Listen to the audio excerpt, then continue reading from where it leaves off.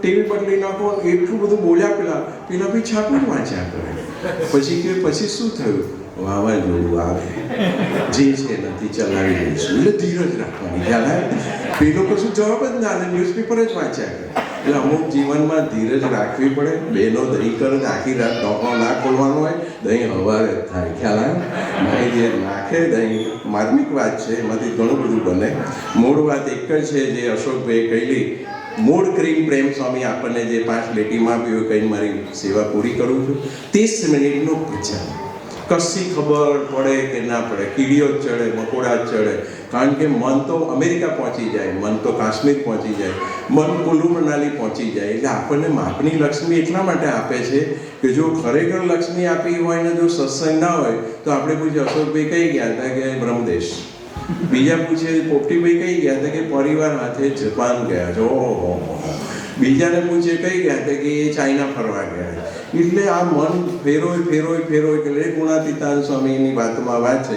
સ્વામિનારાયણ હરે સ્વામીએ વાત કરી, આ લીધું છે ને આ લેવું છે, આ ખાધું ને આ ખાવું છે, આ પીધું છે ને પીવું છે, આ જોયું ને આ જોવું, આનો કોઈ એન્ડ જ નથી. આનો કોઈ એન્ડ છે જ નહીં પૃથ્વી પર. આ સંકલ્પ વિકલ્પ ગુણાતીતાંશને અદ્ભુત વાત કરી. આ શિબિરનું સાફલ્ય શું? અમે તો સંકલ્પનો મંદવાડ ટાળવા આવ્યા છે. વિચારો વોમિટિંગ થયા જ કરે, વિચારો આયા જ કરે. એ સંકલ્પોને કયા વિચાર પકડવાના ને કયા વિચાર છોડવાના. એક ગુરુએ એક શિષ્યને એવું કહ્યું, ગાયો ચરાવતા કે જઈશ, દાંતન કાપી લાવતા કે જઈશ, વાડીમાં કામ કરતા કે જઈશ, ભજન કરતા કે એ પ્રોગ્રામ નહીં બને મારો તમારો આ પ્રશ્ન છે. કારણ કે એ પ્રોગ્રામ નહીં થાય. મેચ આપણે 20ની એક ઝલક માર્યા વગર જોઈશું, કારણ કે ઇન્ટરેસ્ટ છે. મૂવી પણ આપણે જોઈશું 3 કલાક, કારણ કે આપણા મન પરોવાઈ ગયેલા છે. એક માજીને સંકલ્પ ઉઠ્યો, ભેંસના 2 શિંગડા વચ્ચે બેસવું. હવે આ એક્શનમાં મુકાય આ વિચારને. એમ એવા બધા વિચારો ફૂટબોલ જેવા આવતા હોય આપણા. એ વિચારોને સ્થિર કરવા માટે પ્રેમ સ્વામી કહું 30 મિનિટનું ભજન. હવે સિમ્પલ વાત કરું કે એ જે ગુરુ હતા એને પેલા શિષ્યમાં ધીરજ રાખી, એને ના પાડી ભજનની. તો ગુરુ લઈ ગયા કૂવા પાસે લઈ ગયેલા ને જે ગોબર સૂકવેલો ટોપલો હતો એને 3 દોરી બાંધીને કૂવામાં લપડાવ્યો. એટલે તરત મારા જેવા શિષ્યને બુદ્ધિ લાગી, ગુરુ બીપી ડાઉન છે કે ડાયાબિટીસ, આમાં પાણી આવતું છે ના જ આવે ટોપલામાં. કારણ કે એમાં છિદ્ર બહુ હોય ટોપલામાં. ઝાડ ભરવાનો ટોપલો હતો, અંદર બોર્યું. પછી કે બેટા બહાર કાઢ, તો કે આમ પાણી આવતું છે. લો આ બુદ્ધિ તો બહુ ખતરનાક. સ્વામી કે ખતરનાક મન બુદ્ધિ બહુ જ ખતરનાક વસ્તુ છે. બહુ નાલાયક મન બુદ્ધિને સોનાપણમાં તમે ભાંડજો. સ્વામી કે શ્લોકો બોલજો, એવું સ્વામીજી અમને કહેતા. બીજી વાર નાખ્યો, પછી બતાવે, ત્રીજી વાર નાખ્યો, ચોથી વાર નાખ્યો. એવું કહેવાય છે. ધીરે ધીરે 7-8 વાર ટોપલા નહીં કર્યો, છાણ નીકળી ગઈ અને ટોપલો એકદમ નીટ એન્ડ ક્લીન થઈ ગયેલો. એમ કે તું બેટા ભજન કરીશ ને એમ આ કચરો નીકળતો થશે. અને 2 દિવસનો વિડીયો છે. સ્વામી સાઉથમાં ગયેલા અને એમાં પ્રેમ સ્વામીનું પણ નામ બોલે છે કે રામદાસ કરીને સંત થઈ ગયા અને કૃષ્ણાબાઈ કરીને એક બેન હતા, એ આશ્રમમાં સ્વામી જાય છે. તો સ્વામી કે હું ઝડપથી ગયો તો સામે માં જ ઊભા હતા. એટલે સ્વામીજી એકદમ અટકી ગયા. એટલે એમને બી ખબર પડી ગઈ તો મેં તો માં હું. આપ આવીએ. પછી વિઠ્ઠલદાસે કન્નડ ભાષામાં સમજાવ્યું કે આવો પ્રોટોકોલ હોય. તો કે દૂરથી એ બાઈ દર્શન કરતી હતી. સ્વામી તો વિઝનરી પુરુષ. સ્વામી કે નોકરી નિર્દોષતા હતી. એટલું બધું એના રૂમમાં ડિવાઇન પ્રેમ હતો. સ્વામી કે એટલી બધી સ્પિરિચ્યુઅલ ફોટા. વિઝન નામનું ભગવા કલરની બુક આવે છે કંખલની. એમાં સ્વામીજી વાત કરે છે કે એમના રિલેટિવ 7 વાર મેરેજ કરેલું. ઉપાસના આપણી કેટલી અદ્ભુત છે નહીં. 7 વાર મેરેજ કર્યું એટલે કઈ કક્ષાનો સોલ બગડેલો હશે અથવા એક્સ્ટ્રીમ રજોગુણ હશે એના બોડીમાં. અને એ દીકરો મા પાસે આવે ને એવું કહે છે કે મારે સુધરવું છે. તો ગુરુ રામદાસ પાસે લઈ જાય છે અને એવું કહે છે બેટા સવારે રામ મંત્ર 1 કલાક બોલવાનો, સાંજે 1 કલાક મંત્ર બોલવાનો. 3 જ વર્ષમાં એનું અંતરણ શુદ્ધ થઈ ગયું ખાલી રામ નામના મંત્રથી. અને સ્વામીજીને એ દીકરો ભેગો થાય છે અને સ્વામીજીને એવું પૂછે છે એને કે તમે આ વિઝન લખો છો? તો કે ના, વો લિખાતે સ્વામી કે એ લખાવે. સ્વામી કે કેટલું નેચરલ એ બોલ્યા કે નીકળો હું જ નીકળે. સ્વામી કે એ લખાવે છે.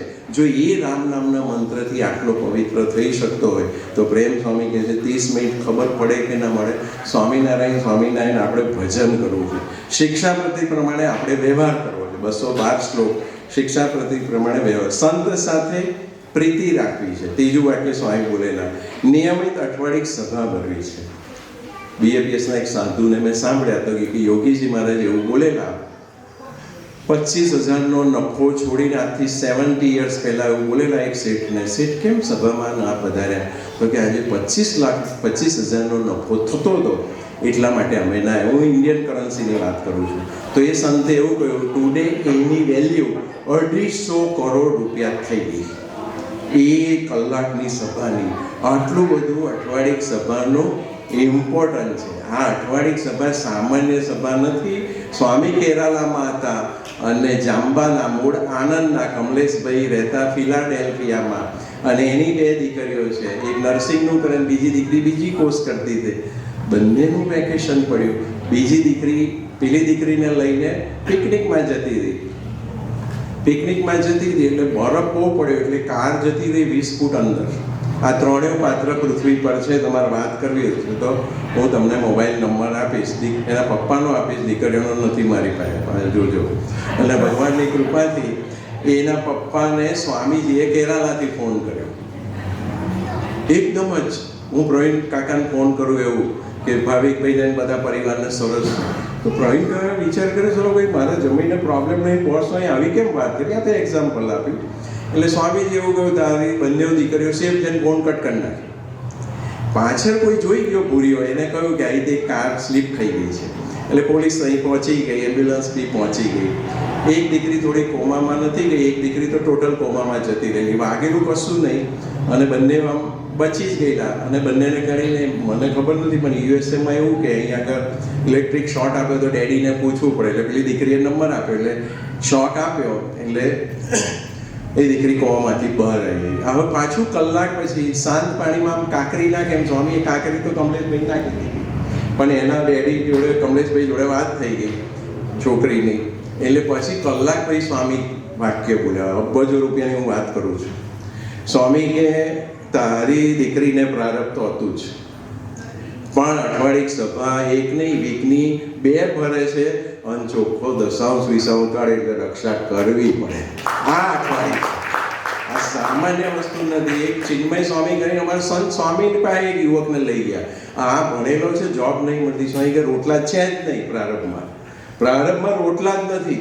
અઠવાડિક સભા ભરશે તો રોટલા મળશે. હવે કેવી વાત છે. અમદાવાદથી એક પરિવાર આવ્યું, એક દીકરો હરિધામમાં 1 મહિનો રહે.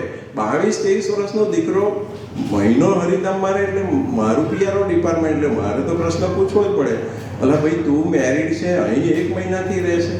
તો કે સ્વામીજીની આજ્ઞા છે. એટલે મેં વિગતવાર તું વાત કરે. એટલે દરેક વ્યક્તિ પુસ્તક છે એને વાંચવું પડે. અને એને મને કહ્યું કે મારા મેરેજ થયા પછી ફર્સ્ટ ભૂલકું બોન થયું તો કાચની પેટીમાં રાખ્યું. પહેલા દિવસે 25,000, બીજે દિવસે 25,000, ત્રીજે દિવસે 25,000, 1 લાખ તો 2 દાડામાં જ થયા.